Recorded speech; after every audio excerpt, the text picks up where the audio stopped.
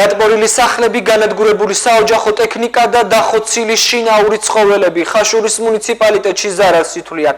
ამ დრომდე რთული ვითარება გვემის და ოსიაურის თემებში შემავალ სოფლებში, სადაც 50-ზე მეტი სახლი ისევ წყალში დგას.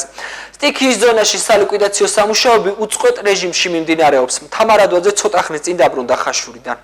გომის ადმინისტრაციულ ერთეულში მდინარე სურამულას ადიდების შედეგად მოსახლეობას წყალი სახლებში შეუვარდათ.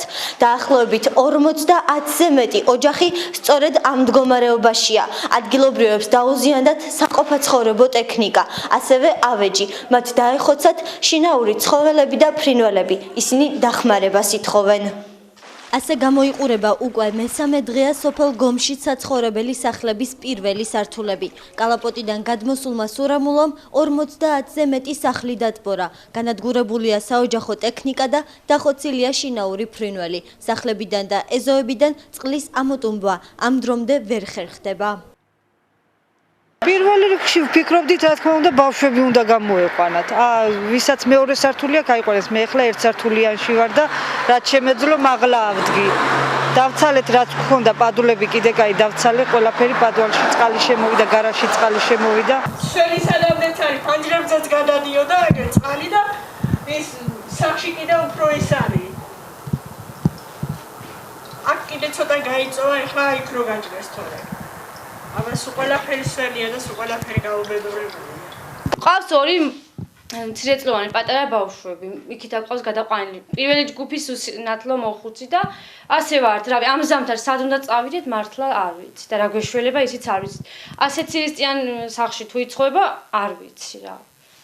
გომელები და ოსიაურელები ზამთრის სანოვაგის გარეშე დარჩნენ. სარდაფებში შევარდნილმა წყალმა პროდუქტი მთლიანად გაანადგურა. შინაურ ფრინველთან ერთად დახოცილია წვრილფეხა ცხოველიც. ადგილობრივები მდინარე სურამულას კალაპოტის გაწმენდას დროულად ითხოვენ. ისინი შიშობენ, რომ სტიქიის განმეორების შემთხვევაში ზარალი უფრო მასშტაბური იქნება. აი ამ მდგომარეობაში ვართ. დაგვიზიანდა ყველაფერი. დაგვეხოცა შინაური ცხოველები, საქონლის საკვები აღარ აქვს, რაც გადარჩა იმის საკვებიც აღარ აქვს. აი ეს მდგომარეობა. შიგა რაც კომპოტი გვაქვს, ღვინო გვაქვს, კარტოფილი გვაქვს, სულ ყველაფერი წყალში ამოტივტივებული. სამშია. ზამთრის ყველი გქონდა, ისიც ამოტრიალდა, შენახული. კარტოფილი ყრია, ყვახიც აქ იყო, წყალმა წაიღო, მეშოკებში კარტოფილია. აი შეხედეთ, რაც გავს აქაურობა, ძროხა ვერ გაუმიშვია საკვებით, რავი, სუდამის სველ და რა ვაჭამო მეც არ ვიცი, მახლა რომ რავი, რა გავაკეთო არ ვიცი.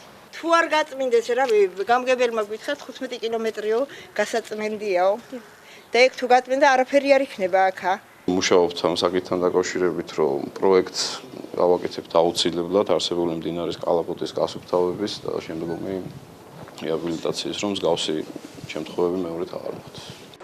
ხაშურის მუნიციპალიტეტის გამგებლის გიორგი გურასპაშვილის თქმით, საგზაო დეპარტამენტის სამსახურების მიერ შესაბამისი სამუშაოები მიმდინარეობს, რათა დროულად მოხდეს სახლებიდან წყლის გამოსვლა. ამის შემდეგ კი კომისიის მიერ ზარალის აღწერა დაიწყება.